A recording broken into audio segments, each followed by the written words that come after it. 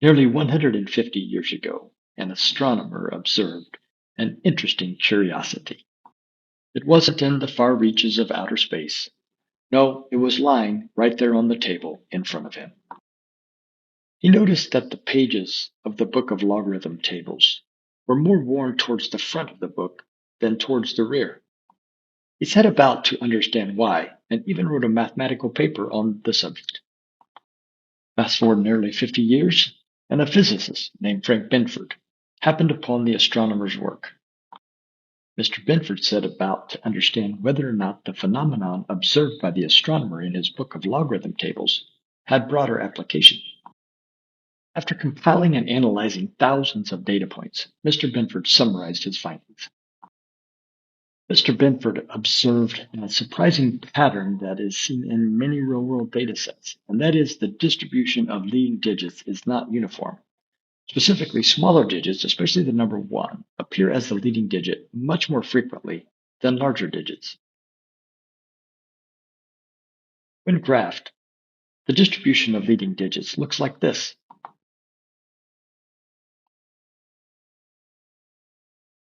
Benford's law can be used in several different domains: fraud detection, data validation and analysis, and understanding natural phenomena. The graph of the distribution of first digits of the altitudes of the top 122,000 populated towns in the world, as measured in feet, follows the Benford distribution very closely. If we change the unit of measurement for those same altitudes into meters instead of feet, the graph still looks like the Benford distribution. Change it again to something even more random, such as the royal Egyptian cubit, and the change in the graph is very subtle. It still remarkably tracks the Benford distribution. The graph of the leading digits of the daily volume of shares on the NASDAQ for the last 10 years. On the left, on the right, a graph of the leading digits for imports and export volumes for the sales of fish, crustaceans, mollusks, and aquatic invertebrates from the USA in 2011. It's very hard to miss the similarity to the Benford distribution. In 1993, in the state of Arizona versus Wayne James Nelson, the accused was found guilty of trying to defraud the state of nearly $2 million by diverting funds to a bogus vendor. The perpetrator selected payments with the intention of making them appear random. None of the check amounts was duplicated, there were no round numbers, and all the values included dollars and cents amounts. However, he did not realize that his seemingly random-looking selections were far from random.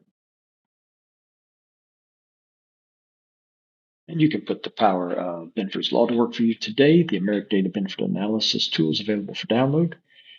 After doing so, you'll be able to process greater than 1 million records in around 10 seconds. You copy your data in from your Excel spreadsheet. It doesn't matter whether it's copied in its values or with the formulas intact. And you can copy in unsorted data as well. Once processed, the non-conforming values will be highlighted in red. The Amerky Data Benford Analysis tool is hosted on Gumroad.com and can be had for $9.99. After securely processing your payment, you will receive 2 files, the Amerky Data Benford Analysis tool and an instruction manual in PDF format. Let's take a look at a demonstration of the Amerky Data Benford Analysis tool now. We double-click on the downloaded file.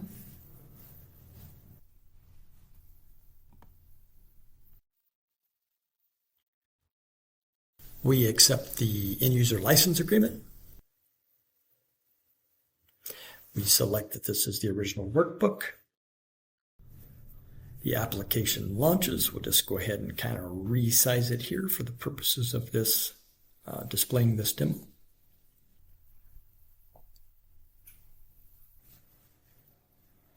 We go to our Your Data tab, and now we're going to open up a data source.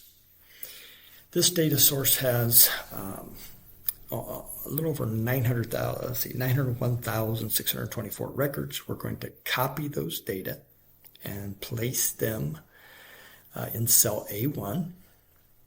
If you grabbed your title rows, you'll have to put them in A1. If you did not, you would start in A2. Okay, they've been copied in and almost 1 million records. Now we're going to run the Benford distribution by selecting Control Shift B. This will take about a little less than 10 seconds to run. There we go. We'll take a look at the Benford analysis. Here we have the unique values of our entities with those highlighted in red whose distributions vary from a goodness of fit test for the Benford distribution. We'll scroll through here.